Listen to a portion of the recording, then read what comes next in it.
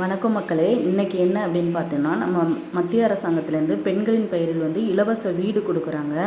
அது முன்னாடி 5 லட்சம் வரையும் கொடுத்துருந்தாங்க. இப்போ 8 லட்சமாக அதை மாற்றிருக்காங்க.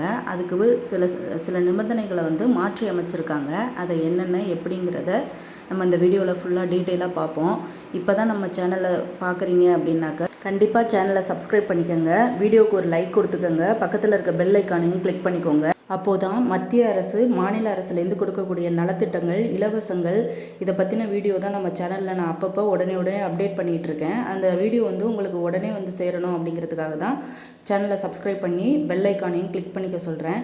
கண்டிப்பாக உங்களுக்கு இந்த வீடியோவில் நிறைய டீட்டெயில்ஸ் சொல்லியிருக்கேன். வீடியோவை ஸ்கிப் பண்ணாமல் கண்டிப்பாக பாருங்கள். முன்ன நமக்கு இந்த சென்ட்ரல் கவர்மெண்ட்டோட ஸ்கீம் 5 லட்சம் வரையும் கொடுத்துருந்தாங்க. அது என்ன அப்படின்னாக்க, நம்மளோட வறுமை கோட்டுக்கு கீழே உள்ளவங்க ரேஷன் கார்டில் 35 கிலோ அரிசி வாங்குறவங்க தான் மிகவும் வறுமை கோட்டுக்கு கீழே உள்ளவங்க அப்படிங்கிறத மென்ஷன் பண்ணி முன்னாடி வீடு கொடுத்துட்ருந்தாங்க.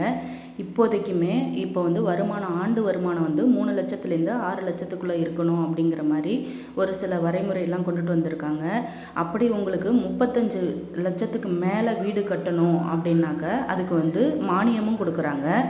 வறுமை கோட்டுக்கு கீழே உள்ளவங்க 8 லட்சம் கவர்மெண்ட் நம்ம அக்கௌண்ட்டில் கிரெடிட் பண்ணாங்க அப்படின்னா நீங்கள் 35 லட்ச ரூபாக்குள்ளே சின்ன வீடாக தான் கட்டியிருக்கணும்.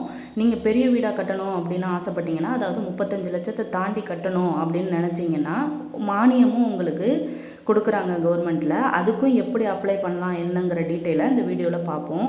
இதில் பாருங்கள், ஏழைகளின் சொந்த வீடு கனவை நிறைவேற்ற மத்திய அரசு பிரதம மந்திரி ஆவாஸ் யோஜனா, நகர்ப்புறம் பிரதான் மந்திரி ஆவாஸ் யோஜனா அர்பன் 2.0 அப்படின்னு அந்த திட்டத்தை இப்போ புதுசாக ரிலீஸ் பண்ணியிருக்காங்க.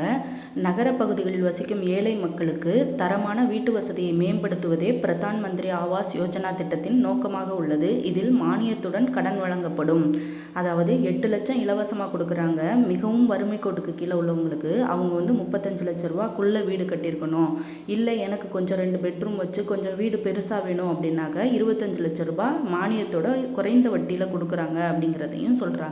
விவகார அமைச்சகம் வெளியிட்ட 2.0வின் செயல்பாட்டு வழிகாட்டுதலின்படி புதுப்பிக்கப்பட்ட இத்திட்டம் 2029ஆம் ஆண்டு வரை 1 கோடி நகர்ப்புற ஏழை மற்றும் நடுத்தர வர்க்க குடும்பங்கள் வீடுகளை வாங்கவோ அல்லது கட்டவோ உதவுவதை நோக்கமாக கொண்டுள்ளது. இந்த திட்டத்தின் முதலீடு ரூபாய் 10 லட்சம் கோடி என்றும் இதற்கு 2.5 லட்சம் கோடி அரசு மானியம் வழங்கப்படும் என்றும் செய்திக்குறிப்பில் தெரிவிக்கப்பட்டுள்ளது. அதாவது அந்த 35 லட்ச ரூபாக்குள்ளே வீடு கட்டினீங்க அப்படின்னா அந்த 8 லட்ச ரூபா அவங்க இலவசமாக நம்மளோட அக்கௌண்ட்டில் நேரடியாக வரவு வைப்பாங்க. அவங்க சொன்ன நிபந்தனைகள் அது எல்லாமே கரெக்டாக இருந்துச்சு அப்படின்னாக்க நேரடியாக வைப்பாங்க. இல்லை நான் கொஞ்சம் பெரிய வீடாக கட்டணும் அப்படின்னு நீங்கள் ஆசைப்பட்டீங்க அப்படின்னா 25 லட்சம் வரையும் குறைந்த வட்டியில் உங்களுக்கு மானியம் கொடுக்குறாங்க அப்படிங்கிறதையும் இதில் சொல்லியிருக்காங்க. அதுதான் நகர்ப்புறத்தில் இருந்தாலும் சரி. ஆனால் நீங்கள் கண்டிப்பாக இங்கே வசிக்கிறவங்க, இந்தியாவில் வசிக்கிறவங்களாக இருக்கணும். வெளிநாட்டு மக்கள் அந்த மாதிரி இருக்கிறவங்களுக்கு இந்த வசதியை அவங்க பண்ணி கொடுக்க மாட்டாங்க. ஆதார் கார்டு, ரேஷன் கார்டு எல்லாமே ப்ராப்பராக இருக்கணும். 3 முதல் 6 லட்சம் வரை ஆண்டு வருமானம் கொண்ட குறைந்த வருமானம் கொண்ட வகுப்பினரும் லோ இன்கம் குரூப் அப்படின்னு சொல்கிறாங்க. ஆண்டு வருமானம் ரூபாய் 6 முதல் 9 லட்சம் உள்ள நடுத்தர வருமானம் கொண்ட வகுப்பினரும் மிடில் இன்கம் குரூப் இந்த திட்டத்தின் மூலம் பலன் பெற தகுதியானவர்கள். அதாவது மிகவும் வறுமை கோட்டுக்கு கீழே உள்ளவங்க, மிடிலாக உள்ளவங்க, மிடில் கிளாஸ் ஃபேமிலி அவங்களுக்கும் இந்த திட்டம் நம்ம அமைச்சு கொடுக்குறோம் அப்படிங்கிற மாதிரி கவர்மெண்ட்டில் சொல்லியிருக்காங்க.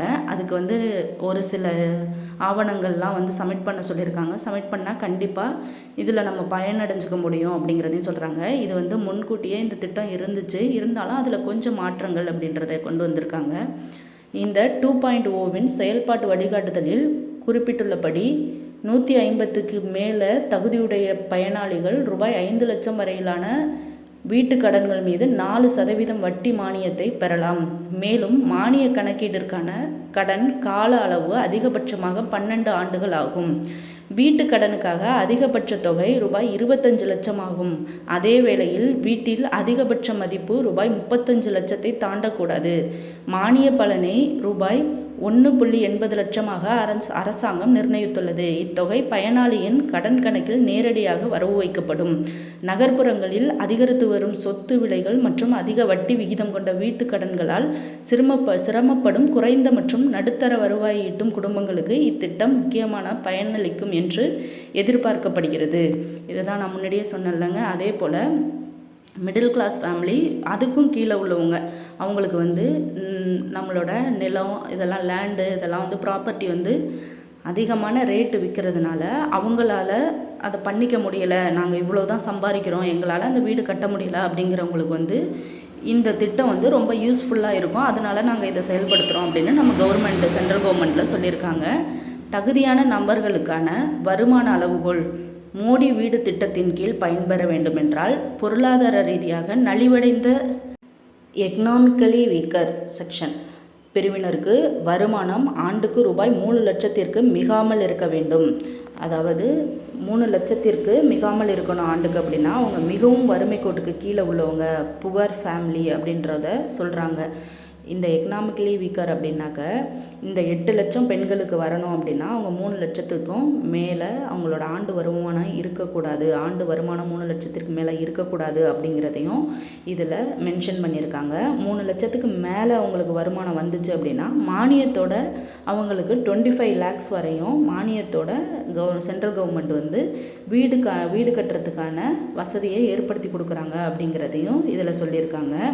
இன்னொரு விஷயம் என்ன அப்படின்னு பார்த்தீங்கன்னா 3 முதல் 6 லட்சம் வரை ஆண்டு வருமானம் கொண்ட குறைந்த வருமானம் கொண்ட வகுப்பினரும், லோ இன்கம் குரூப் ஆண்டு வருமானம் 6 முதல் 9 லட்சம் உள்ள நடுத்தர வருமானம் கொண்ட வகுப்பினரும் இந்த திட்டத்தின் மூலம் பலன் பெற தகுதியானவர்கள். அதாவது 3 லட்சத்துக்குள்ளே இருந்துச்சு அப்படின்னாக்கா உங்களுக்கு 8 லட்சம் வந்து இலவசமாக கொடுப்பாங்க. 9 லட்சம் வரை இருந்துச்சுன்னா மானியத்தோடு வழங்குறோம் அப்படிங்கிறதையும் சொல்லியிருக்காங்க. விண்ணப்பதாரர் இந்திய குடிமகனாகவும் 18 வயது நிரம்பியவராகவும் இருக்க வேண்டும். 2 அறைகள், கச்சா கூரை, கச்சா சுவர்கள் கொண்ட வீடுகளில் வசிக்கும் குடும்பத்தில் மாற்றுத்திறனாளி உறுப்பினர் இருந்தால் அவர்களுக்கு விண்ணப்பிக்கலாம். அதாவது மாற்றுத்திறனாளி இருந்தாலும் முழுசாக நம்மளுக்கு இலவசம் கிடைக்கும் அப்படிங்கிறதையும் சொல்லியிருக்காங்க. விண்ணப்பதாரர்கள் இந்தியாவின் எந்த பகுதியிலும் ஒரு சொந்த வீட்டை வைத்திருக்கக்கூடாது. குடும்ப உறுப்பினர்களில் எவரேனும் ஒருவரின் பெயரில் சொந்த வீடு இருந்தாலும் அந்த விண்ணப்பம் செல்லாதாகிவிடும். பின்வரும் அம்சங்களின் மூலம் பெருநகரங்களில் உள்ள மலிவு விலை வீட்டு தேவைகளை பூர்த்தி செய்வதை இந்த திட்டம் நோக்கமாக கொண்டுள்ளது. அதாவது அவங்களுக்கு வந்து எந்த ஏரியாவிலையும் எங்கேயுமே ஒரு சொந்த வீடு, பெரிய வீடு, அதாவது காங்கிரீட் போட்ட வீடு இருக்கக்கூடாது அப்படின்னு சொல்கிறாங்க. கூரை வீடோ மற்றபடி ஒரு அந்த ஆஸ்பிரா சீட்டு அந்த மாதிரி வீடு இருந்தால் அது வந்து கணக்கில் வராது.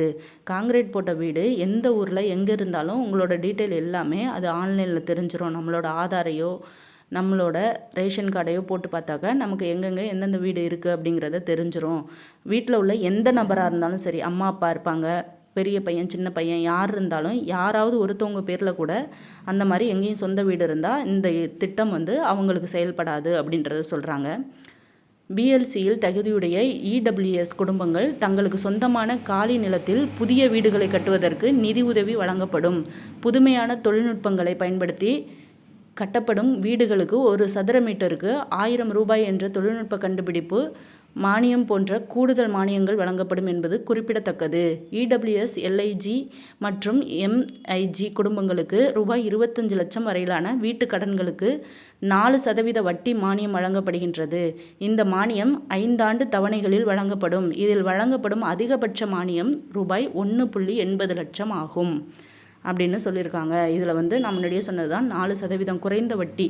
இப்போ பேங்க்லாம் என்ன அப்படின்னு கவர்மெண்ட் பேங்க்கில் கூட 8%, 9% வந்து லட்சத்துக்கு வருஷத்துக்கு வட்டி போடுறாங்க. அதில் பாதி மானியத்தோடு அப்படின்னாக்க 4% வட்டியோட நமக்கு மானியம் வழங்கப்படுது அப்படிங்கிறதையும் இந்த திட்டத்தில் சொல்லியிருக்காங்க. இன்னொரு விஷயம் என்ன அப்படின்னாக்க சதுர மீட்டருக்கு 3000 ரூபாய் என்ற தொழில்நுட்ப கண்டுபிடிப்பு மானியம், டிஐஜி போன்ற கூடுதல் மானியங்கள் வழங்கப்படும் என்பது குறிப்பிடத்தக்கது அப்படிங்கிறதையும் இப்போ நிறைய அப்டேட் கொடுத்துருக்காங்க. இது வந்து நீங்கள் ஃபுல்லாக டீட்டெயில் என்ன அப்படிங்கிறத அப்ளை பண்ணும்போது விசாரித்து நல்லா தெளிவாக அப்ளை பண்ணிங்கன்னா உங்களுக்கு கண்டிப்பாக உங்களுக்கான திட்டங்கள், இலவசங்கள் எல்லாமே கிடைக்கும். விசாரிச்சுட்டு பண்ணணும். ஆன்லைனில் தான் பண்ணணும். இ-சேவை மையத்தில் பண்ணும்போது எல்லா டாக்குமெண்ட்டுமே கொண்டு போங்க. என்னென்ன டாக்குமெண்ட்டுன்னு நான் சொல்கிறேன். வட்டி மானிய திட்டத்தை தவிர 2.0 திட்டம் மேலும் 3 கூடுதல் பிரிவுகள் கொண்டது. பயனாளியே முன்னின்று கட்டும் முறை பிஎல்சி. இதன் கீழ் ஒரு வீட்டிற்கு ரூபாய் 2.5 லட்சம் நிதியை அரசாங்கம் வழங்கும். இதன் மூலம் பயனாளி ஒரு புதிய வீட்டை கட்டிக்கொள்ளலாம் அல்லது ஏற்கனவே உள்ள குடிசை அல்லது ஓட்டு வீட்டை விரிவுபடுத்தி கொள்ளலாம். கூட்டாண்மை முறையில் மலிவு விலை வீடுகள், ஏஹெச்பி. இது பெரிய அளவிலான வீட்டு வசதி திட்டங்களுக்காக அரசு முகமைகள், வீட்டு வசதி வாரியங்கள், மேம்பாட்டு ஆணையங்கள் மற்றும் தனியார் கட்டுமான நிறுவனங்கள் வடிவமைக்கப்பட்டுள்ளது. அதாவது 2.5 லட்சம் நிதியை வந்து அரசாங்கம் வழங்கும். இதன் மூலம் பயனாளி ஒரு புதிய வீட்டை கட்டிக்கொள்ளலாம் அல்லது ஏற்கனவே உள்ள குடிசை அந்த வீட்டை வந்து நம்ம மராமத்து வேலை செஞ்சுக்கலாம் அப்படிங்கிறத இதில் சொல்லியிருக்காங்க. ஆல்ரெடி உள்ள வீட்டை வந்து நம்ம எக்ஸ்டெண்ட் பண்ணலாம், அதை வந்து கூரை வீடாக இருந்தால் அதை வந்து காங்கிரீட் வீடாக மாற்றிக்கலாம், அதுக்கும் நாங்கள் மானியம் கொடுக்குறோம் அப்படிங்கிற மாதிரி நம்ம சென்ட்ரல் கவர்மெண்ட்டில் இந்த திட்டங்கள்லாம் இப்போ புதுசாக அமல்படுத்தியிருக்காங்க. தகுதியுள்ள வாங்குபவர்களுக்கு அரசாங்கத்தின் சார்பில் மானிய உதவி வழங்கப்படும். மேலும் கட்டுமான நிறுவனம் சுற்றுச்சூழலுக்கு உகந்த கட்டுமான முறைகள், புதுமையான வீட்டு வசதி தொழில்நுட்பங்கள் அல்லது பேரிடர் எதிர்ப்பு வடிவமைப்புகளை பயன்படுத்தினால் அவர்களுக்கு கூடுதல் நிதி உதவி வழங்கப்படும் அப்படிங்கிறதையும் சொல்லியிருக்காங்க. அதாவது பேரிடர் எதிர்ப்பு வடிவமைப்புகளை பயன்படுத்தினால் அவங்க வந்து கட்டப்போகிற வீட்டில் பேரிடர் எதிர்ப்பு வடிவமைப்புகளை பயன்படுத்தினா அவங்களுக்கு மானியம் வழங்கப்படும் அப்படிங்கிறதையும் சொல்லியிருக்காங்க. மலிவு விலை வாடகை வீடுகள் PH 2.0 திட்டத்தின் மிகப்பெரிய புதிய சேர்க்கைகளில் ஒன்று ARH ஆகும். இது 2 மாதிரிகள் அடிப்படையில் செயல்படுகிறது. முதல் மாதிரியின் கீழ் பயன்பாட்டில் இல்லாத அரசு வீடுகள் வாடகை வீடுகளாக மாற்றப்படும். இரண்டாவது மாதிரியின் கீழ் அல்லது பொதுத்துறை நிறுவனங்கள் புதிய வீட்டு வசதி திட்டங்களை கட்டமைக்கும். மலிவு விலையில் வாடகைக்கு வீடு தேவைப்படும் புலம்பெயர் தொழிலாளர்கள், பிற தொழிலாளர்கள் மற்றும் நகர்ப்புற ஏழைகளை ARH திட்டம் முக்கியமாக இலக்காக கொண்டுள்ளது. அதாவது புலம்பெயர் தொழிலாளர்களுக்கு அந்த பயன்படாத கட்டிடங்களை வாடகைக்கு விடப்படும் அப்படிங்கிறதையும் சொல்லியிருக்காங்க. இப்போ நம்ம முக்கியமான இடத்துக்கு வந்திருக்கிறோம். இதுக்கு நம்ம அப்ளை பண்ணுறதுக்கு என்னென்ன முக்கியமான ஆவணங்கள் தேவைப்படும் அப்படிங்கிறத இதில் பார்த்துடலாம். தேவையான ஆவணங்கள்: ஆதார் அட்டை, வருமானச் சான்றிதழ், முதல் வீடு குறித்த உறுதிமொழி ஆவணம், விற்பனை பத்திரம், விற்பனை ஒப்பந்தம், வங்கி கடன் ஒப்புதல், அடமான ஆவணங்கள்.